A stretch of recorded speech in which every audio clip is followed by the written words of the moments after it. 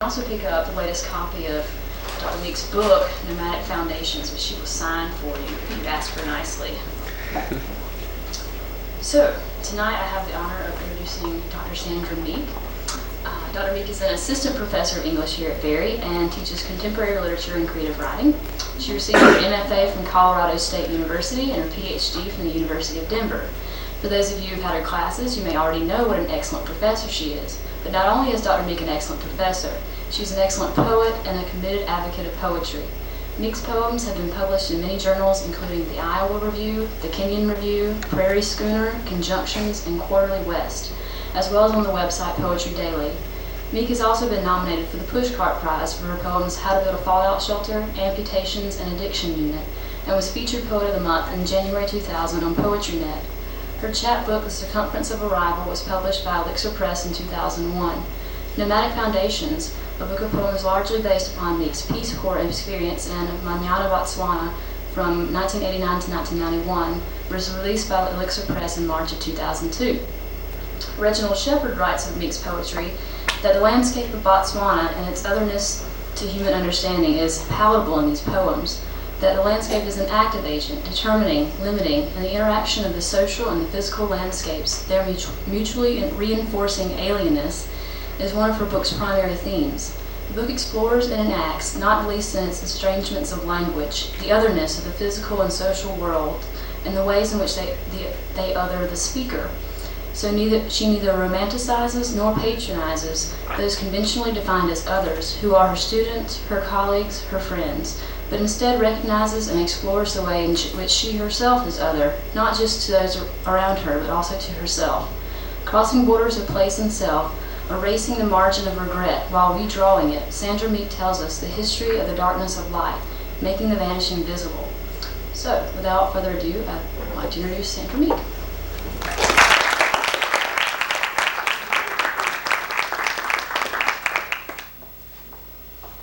Thanks so much, Sarah. And thanks to Ramifications for sponsoring this. Wow, this is hot water. This is not warm water. This is baked water. It's hot outside. Okay. Just had to get that one dig in. I know, I'm sorry. Everything else, beautiful, perfect. Well, and thank you all for coming and for the wonderful hot water. I'll make it up to you sometime. I'll bring the cold water. It's wonderful. It's just like having hot tea. So thank you again for coming, and thank you, Sarah, for introduction. Wonderful introduction. And I'm going to read a few more recent poems, but most of the poems that I'm going to read are from Nomadic Foundations, which, as Sarah said, is largely based on my experience in Africa, where as a Peace Corps volunteer in Botswana, and I traveled a fair amount in southern Africa as well. As you probably know, that was a period of great change in the region of southern Africa. In 1990, Namibia got its independence. Nelson Mandela was freed from prison, and apartheid began to crumble. So there was quite a lot going on in the region. The first poem that I'm going to read is set in South Africa, in Lambert's Bay. During that time when the whites only signs were finally starting to come down, they'd been up at the best of beaches and the best benches and the best public restrooms and everything else. But still, during this time, there was incredible tension and violence going on in the country, and it was still a big question if the country would be able to make the shift to peaceful, multiracial elections. And I guess I should mention also Lambert's Bay is well known for having these huge flocks of birds, including a lot of penguins. Evolution. Lambert's Bay, South Africa, 1992. A girl scoops up a barnacle, still sealed, sleek as a liver, glossy black. Her fingers trace its ear-like curve, wrench it open. Down the beach, shell-pink children wade through tide pools, lift long flamingo legs, over kinked ropes of sea plants shining with tide froth, over unhinged barnacles, deep bruises on the sand. She drops the shell-winged body, foaming, to the beach benchmarked by the tide's endless starting over, erasing the margin of regret. Yesterday, I saw nothing but fog, the last wintry breath of every creature on earth, or all the dead risen, clouding the blue mirror held over the pale lip of sand, or the barrier of my own breath, that pearl wall. She drifts until the cloud of her body dissolves into sand, until we are not this skin, not flesh tangled with fishing line nerves, feathery weeds of blood, but petrified foam drifting the tongue of rock, alive with birds, pale Cape gannets, dark cormorants, penguins taking the first wobbling human steps to shore.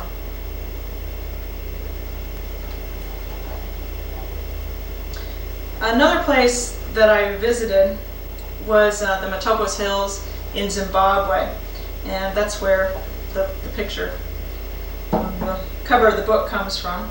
And despite the hills being sacred land to one group of people, Cecil Rhodes is buried there. You familiar with Cecil Rhodes? Well, he was the founder of the De Beers Diamond Corporation and ruthlessly pursued British interests in southern Africa. He was the one who had the vision of the Cape to Cairo Railroad across Africa that would be connecting all British possessions. The colonial name for Zimbabwe, of course, was Southern Rhodesia, named for Rhodes. A couple things alluded to in the poem. The Kimberley Crater is a former diamond mine in South Africa, and the baskets of severed hands refer to the Belgian Congo, where the severed hands of Africans became a kind of currency for Europeans. There's a little epigraph. Possession. And Cecil, pointing, said, "Look, how the stars web the night."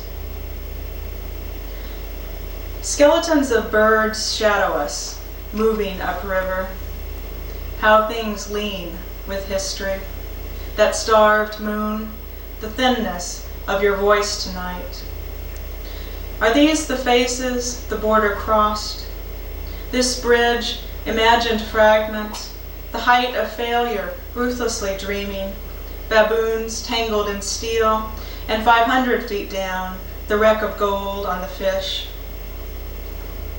The sky has fallen to blue splinters, spilled like tongues, lizards swarm Rhodes' grave, knocking the brass door to his body, the space left behind. No one remembers baskets of severed hands. Voices far from the rocks have always run silent. Over time, everything becomes a fragment of the old dream of itself, chipped teeth excavated from stone. Did he never tire smelling out diamonds wired to sand, the way I grow tired of the implications of pronouns, yours, mine, glittering chips of a spine gone to ice, the Kimberley Crater just getting deeper. Countless the photographs cut there, each flash echoing the illusion of impact, ghosting the gap as meteoric, mythic, torn from sky and not the ordered greed of shovels. Tonight, what have we left of ourselves to excavate? The arch of surviving night spanning the stars, earth spanning what's left of the body, rib to rib, beneath the brass name and frantic gestures of lizards, this unleashed dream, these resurrected voices, echo webbing the imperial hollow of bone.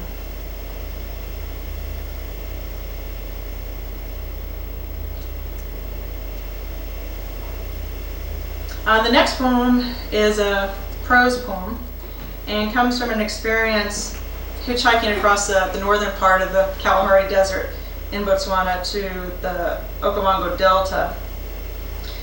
And hitchhiking in Botswana wasn't about being cool or even about being cheap. It was the only way you could get around in much of the country. You'd sit under a tree and you'd wait for a truck to come along, and if a truck came along, then the truck would stop and give you a lift, and you'd pay for the lift just like it was a bus. So this is how much of the transport went on. Well, another problem with this, Botswana, being a desert country, has some of the flattest roads in the world, but at the time they also had the world's highest rate of traffic accidents. And that may be because most of the drivers were drunk. And so, you'd ride in the back of one of these trucks and it could get a little bit unnerving. You're going through the sand at 60 miles per hour and you're watching the driver throw the empty cans out one by one as you're driving. So this poem is about that experience. But this particular time, we were driving through some nature preserves on the way to the Delta, and there was this big flock of beautiful blue-helmeted guinea fowl on the road and crossing the road. And so we're coming towards us, and the truck sped up and went right through them. And really, there's a luxury in being able to look at a bird and see it as an aesthetic object because it makes nice meat. And so it was a convenient way of hunting for the afternoon. The road too. Our words frame nothing. The salt pan's moon-white edge dissolves mopani trees spurred with caterpillars still unroasted, still pulsing through deep green, and palms, armed and tattered windmills. Vulnerable as skin, the tires racing over dirt, sand, jutting teeth of rock. For hours, wind holds our voices from the truck's open bed. When the road gives completely into sand, we waver, go weightless. Ostriches unfurl from the bush. Wild dogs' ears go tall blue with twilight. Helmeted guinea fowl stipple the uncertain light we steer into, breaking to scramble for the dying bounty, every body a meal. The sand churns. Women mouth nice meat, and the long trail of elephant goes from gray mountain broken to boulders, to boulder broken to stones, a stone to its many grains of smoky silver dust. It takes deep sand, stalled speed, to see them there on cold embers, dark as collapsed stars, the iron pots, the emptied evening. It isn't a question of the Southern Cross, not a cross, an X, a crucifix, but a kite's rising corners, 4 bone flashes, nothing inside but how you see the night. Our voices dust the country. There are no right words in this wind, in its deep collapse.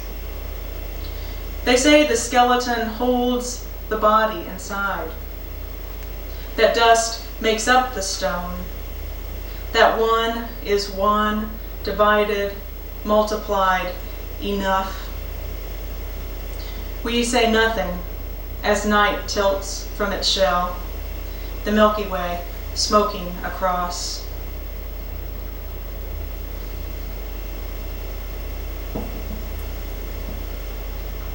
I taught at a junior secondary school, like a junior high school in Manyana, a village in southern Botswana of about 2,000 people. My classroom there was also the library of the school. So since it was the biggest room in the school, and since we didn't really have any books hardly in there, we used the library for lots of other events. This poem that I'm going to read you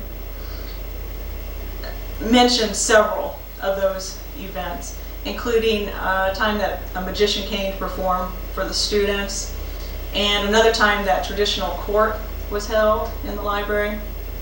And what had happened then was some of the students had gotten caught attending a disco, and some of them had been caught smoking and some drinking, but they weren't supposed to even attend the disco. So they were being punished for this.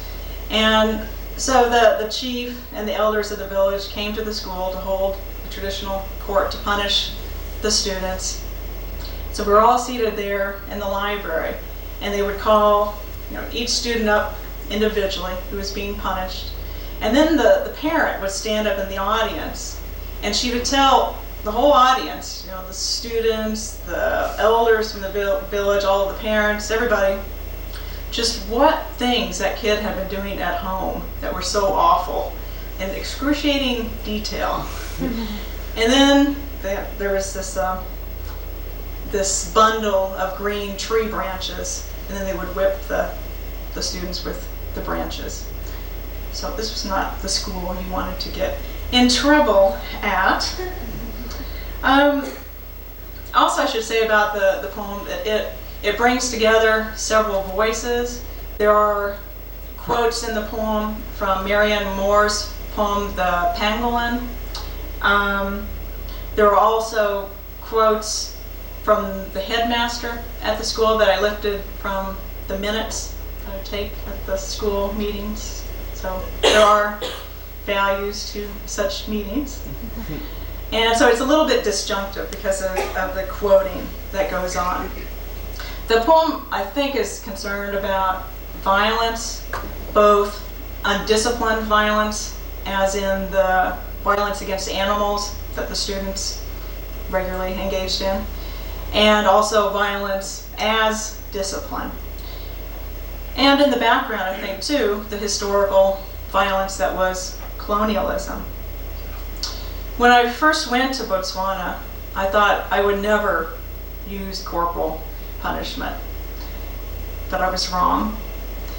And it turned out that not only the headmaster was upset about my refusing to beat students, but really the parents and the students themselves were not pleased with that. And so I gave in and I began to use the tupa, the stick. But I did just do the palm. It could be much worse. Our headmaster would use a big piece of hose pipe on students, and not on the palm either.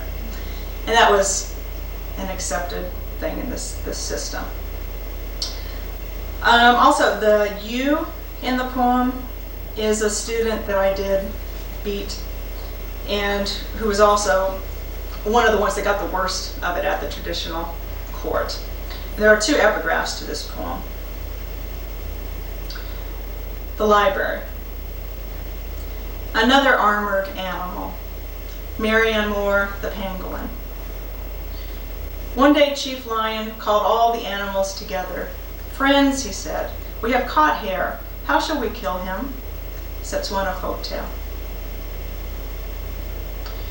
Through unfamiliar ground at night, the magician released the air, the honed pigeon, boys scrabbling over desks to wrestle it down.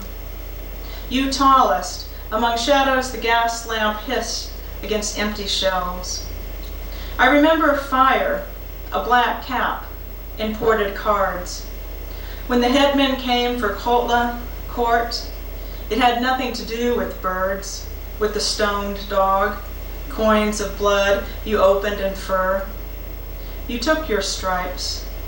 The one who didn't laugh, your sister, the secretary, her swayed arms of whipped green branches.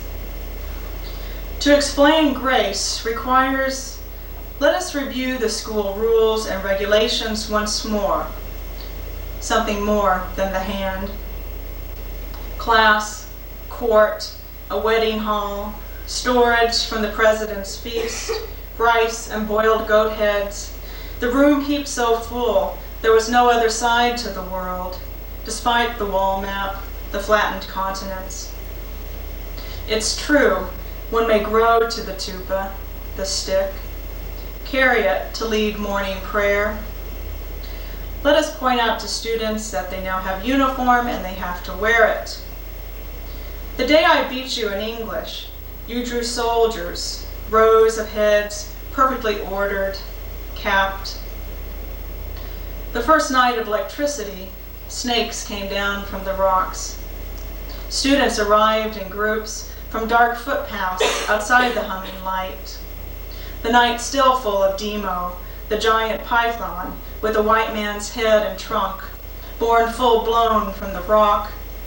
Some come with different jackets, some with socks of a different color, and this makes our uniform meaningless, and as if some students are given a special treatment when left coming to school with such clothes. Sometime after Livingston stumbled through, a beam of white light snapped on from the forehead. When the cobra swelled over the step, you threw mud bricks that shattered against the hood. I called the way guard, who crushed it against desk legs with a silver pole. You burned the body. I left the ashes. Once after holiday, I opened the door. Don't allow students to wear hats, etc. Take them and burn them, and then students will stop wearing them.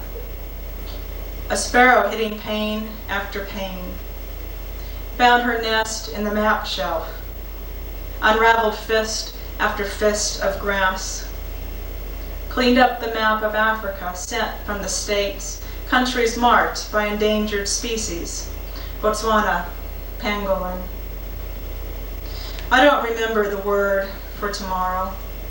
I remember tupa. The days of golden wands, of candlelight, winged insects. Once more, let us stress the point of respecting the warning bell, riveted to wax. Our power to grow, we wrote error with 4 R's, no end to what we would take from ourselves. Dreamed soldiers, the distance of doves.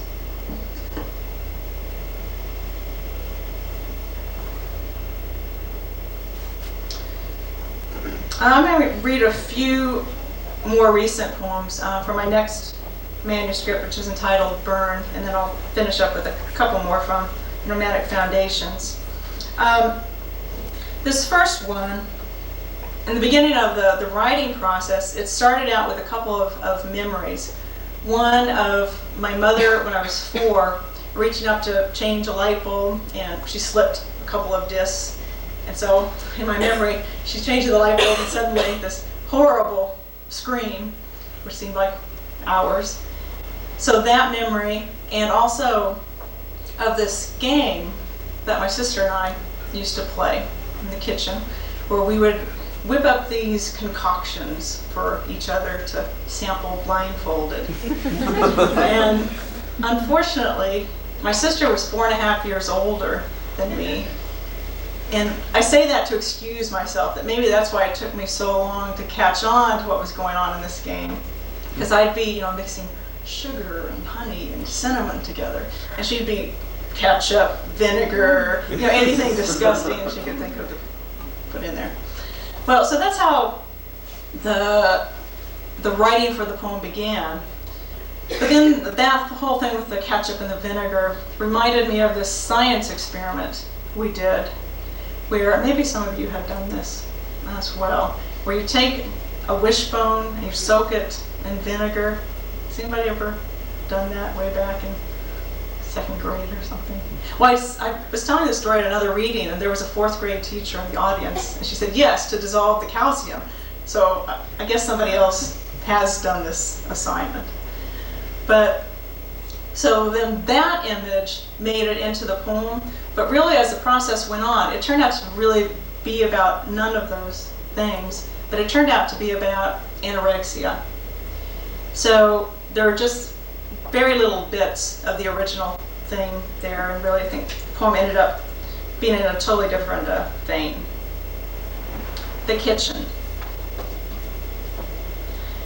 On the night step, each extinguished snails a pearl on a silver cursive chain, something like rain threading the concrete. The body's empathy, abandoning color with winter, with night, the rainbow it makes of limit. Soaking wishbones in vinegar for science, my mother's newly fused back exerted the magnetic pull of damage, already beginning the slow ascent to froth and the lace of fall leaves on a forest floor.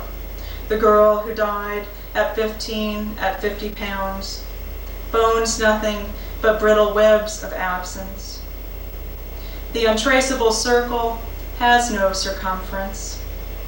Each pure moment implodes in its passing. Memory recalls only its own kaleidoscopic rephrasing of the fragments.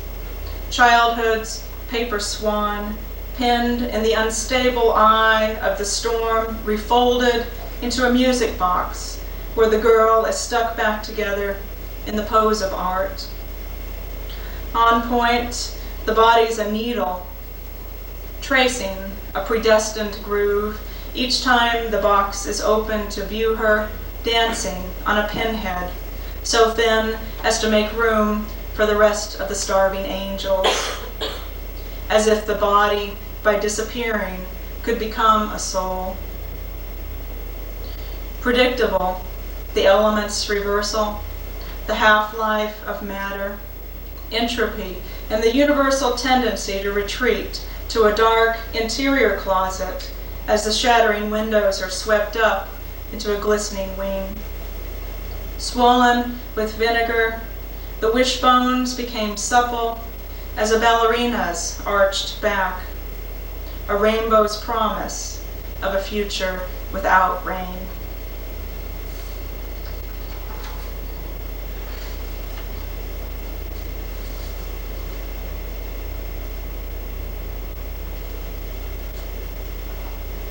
Well, sometimes an event disappears in the process of writing a poem, and sometimes one can take over, as happened in this next poem.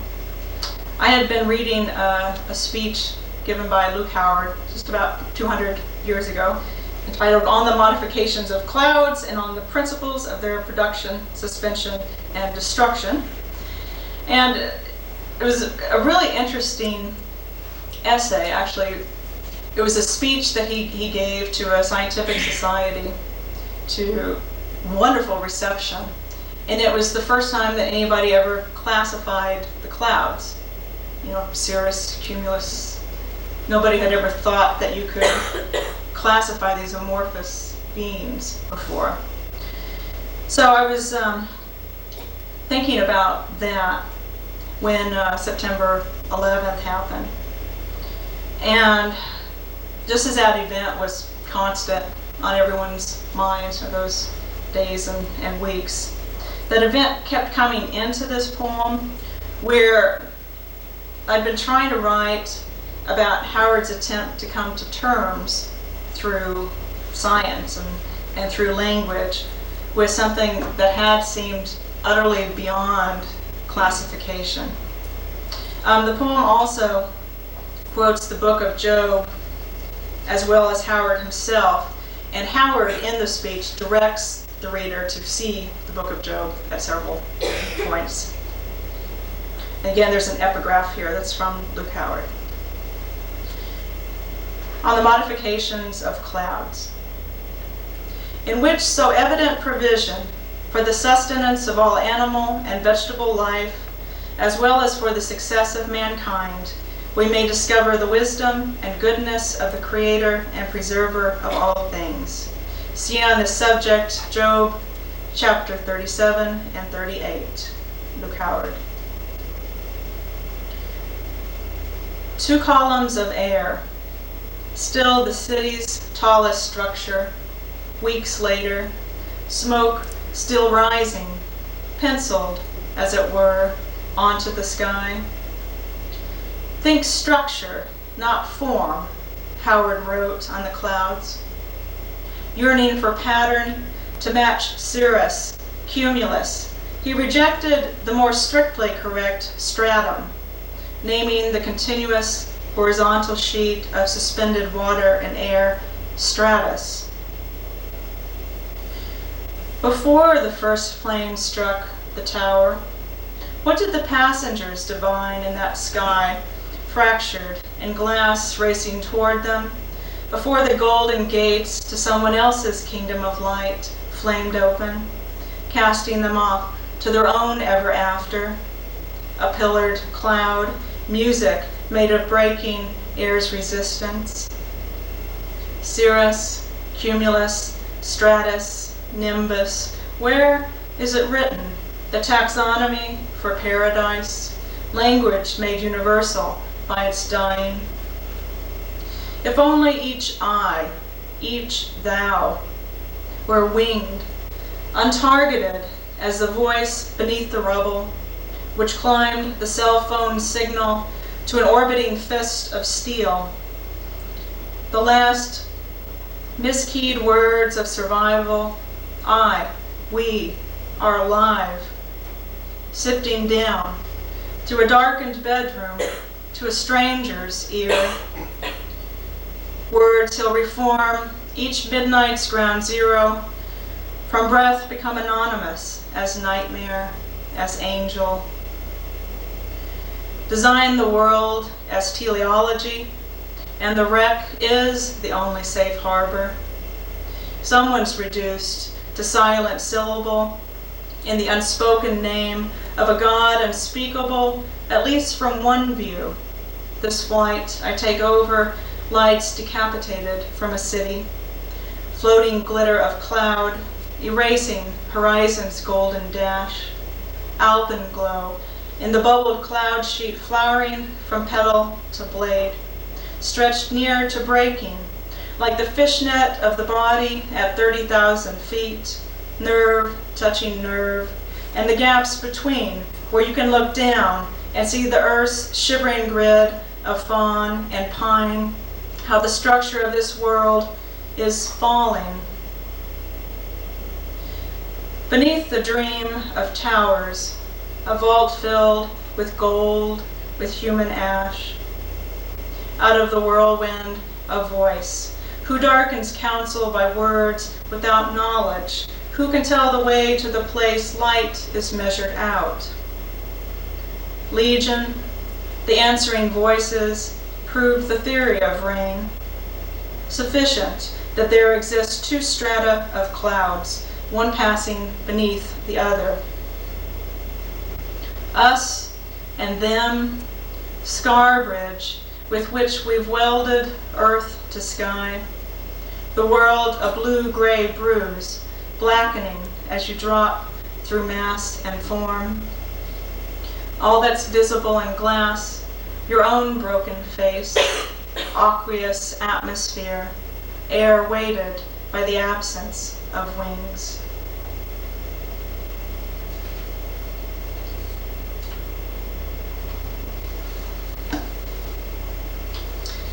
One of my world literature classes this semester has been complaining, good-naturedly, of course, about the depressing nature of the course readings, claiming that it seems all literature is about death, and if you didn't do the reading and you don't know the answer to the quiz that day, just write, he dies. Well, this poem is for them, to show that yes, it is possible to write about something else besides death.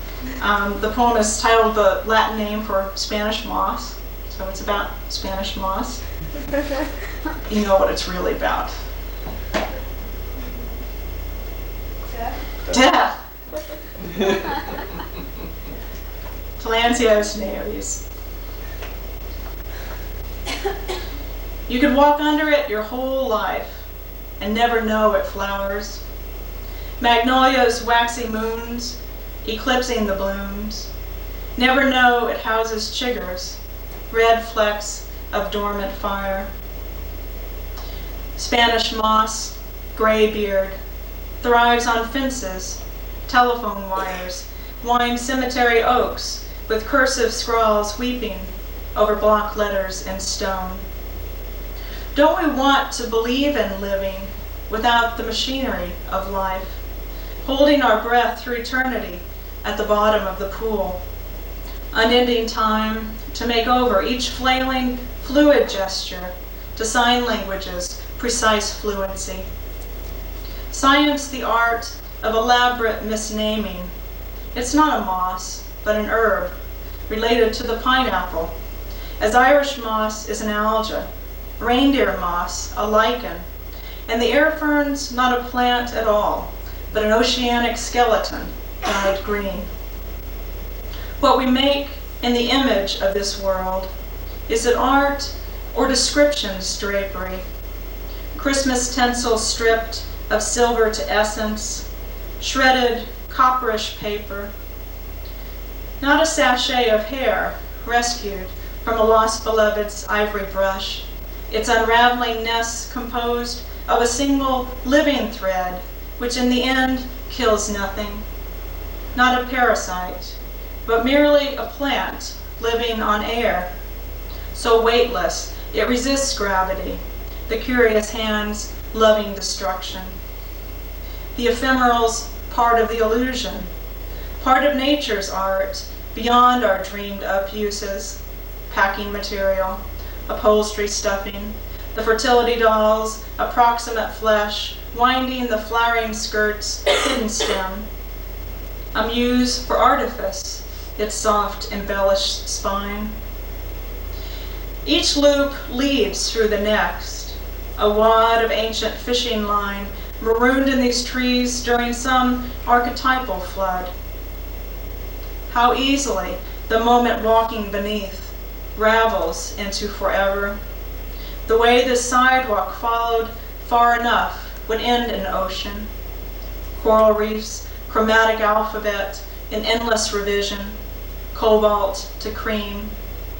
Plankton's pulsing phosphorescent stars. The fathomless language of whales we hear as music.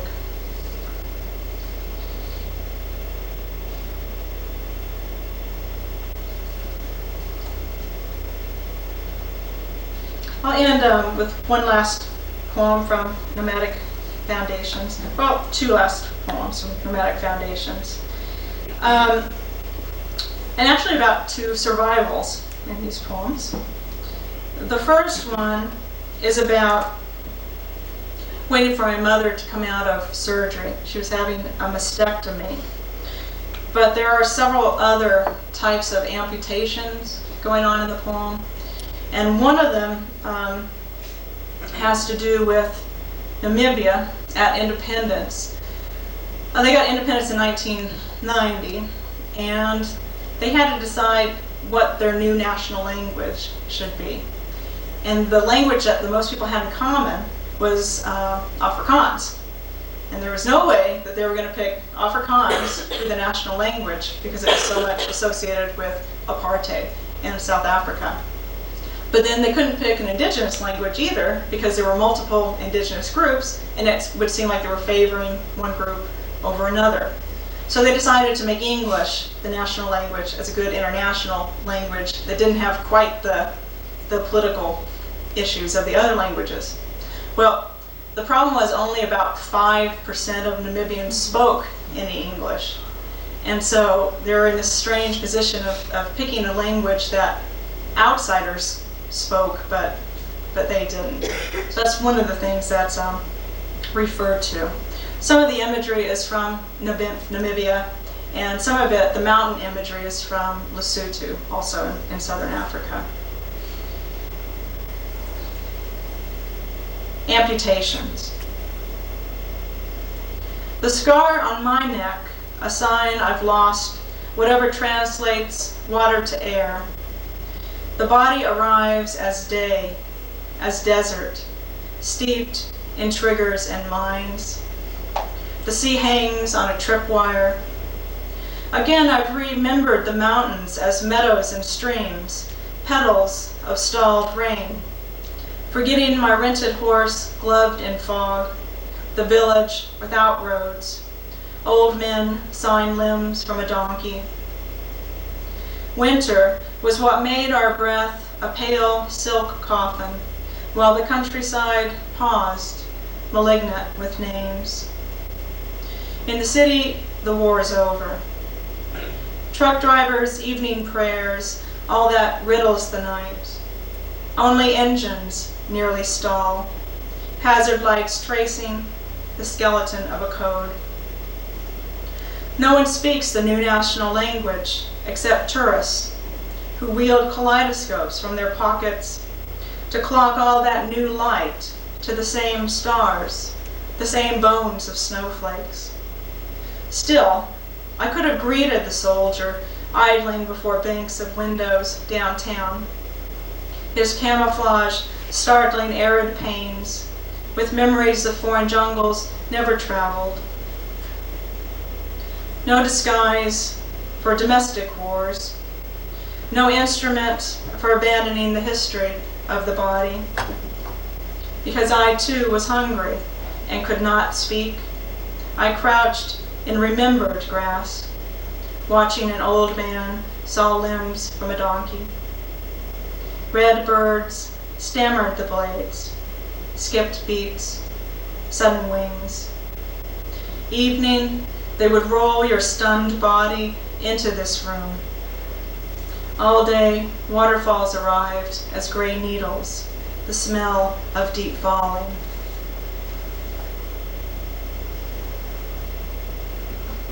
And the last poem I'll read. And this poem is dedicated to one of my students in Botswana. The first few years that I came back, I corresponded quite a bit with former students. But as the years went by, they weren't so entertained by that, and that kind of faded away. This one student, who had been one of my best students, I didn't hear from for several years, and then suddenly I got a letter from him. And he said that he had been struck by lightning one day out in the field, a fairly common thing actually in Botswana, and it's completely flat country. But he had almost died from this. And the experience for him was so overwhelming. He said it literally took him years to be able to talk about the experience. So the poem is dedicated to him. Half-Life, for Kitso Yabane. When lightning burned a door in your chest, you didn't follow, though your cattle made room for your death in the bitten grass. All night you refused consciousness, the way I'd back out of my life, those evenings pricked to small lights, abandoning the house on my bicycle, my left arm plaster bent to approach less the shape of the skating blade I had failed. Another object bobbled, like the ball that lost its inborn arc at my touch. The winter sky crystallized to the vein at Owl Canyon. Geometric needles of quartz constellating the sandstone wrist I chipped one summer to bits. So the bolt was a revelation. You turned first towards, then finally away, graduating to stamping incoming files at immigration. Drifters you know by the blank of paper beneath the names. Kitso, even legends remain tainted by ladders and bandages, someone to carry you, white hospital cloth, a machine turned to go. Gauzy details through which I recognize the silence you took years to break, that atmospheric force ghosting your pen. As I returned to the house with its porch of ruined snow, you turned and walked back into the wreck you came finally to recognize as home, rejecting the white light, its room of shadows. Writing this letter, the lake of ice pitted blue, the blade refusing the purity of silence and grace. The other life turned a mirror to the wall. The page torn by your pen echoes the mountain cracked by that emptied vein, surviving to this day, the fossil of absence, what you kept closeted in the broken staircase of your ribs on turning away. Thank you very much.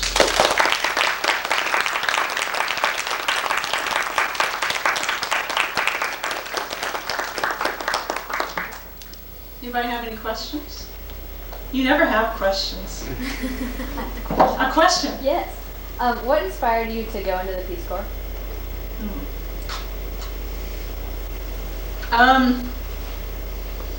Well, I think two things. One, wanting to do something that I could feel good about, and two, wanting to do something that seemed exciting and different. So I knew nothing about Botswana before I ended up assigned there. I had no idea where in the world I was going to go. So it was just those two things. Yes. Is it common for your poems to lead you somewhere else? You start with your sister in a kitchen, mixing up nice things for her, and the opposite coming, and then you go somewhere else. Is this very common, a very common writing style? I think so, because when you start looking at something closely, you realize it's not just the thing, but that it's associated and connected with so many other things, that things do just kind of tend to web out. I think that's true. Jeff? Which poets do you enjoy reading the most right now? Ooh. Who are you reading now? Charles Wright Yeah? is I enjoy one of it. my very, very favorite poets. And so I'm so glad that he will be here next Thursday, 8 o'clock, College Chapel. I really do love him. I like Jory Graham. I like Reginald Shepard. I like a lot of people. Would you like to read contemporary poets like yourself more than anything else right now? I do. I periodically go back to earlier poets. If I like the metaphysical poets, I like a lot of the modernists, Eliot and Stevens particularly. So I'll go back and read those as well. But when I'm writing, I usually read before I write. And when I'm doing that, I tend to read contemporary poetry. But Charles Wright really is excellent.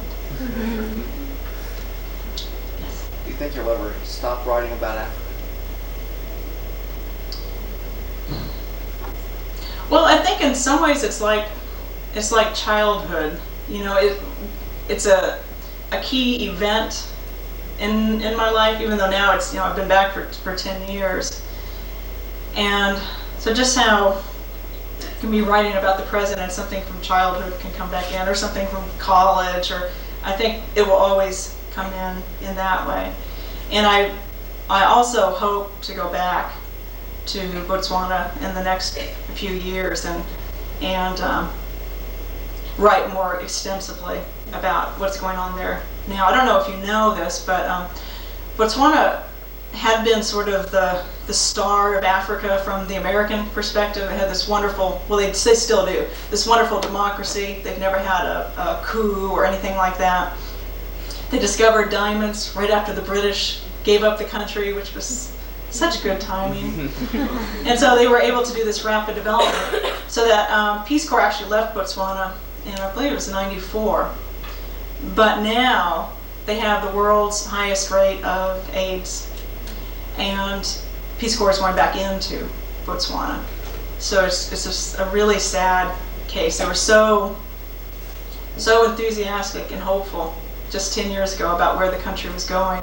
And now, of that generation that were my students, they estimate about a third are HIV positive.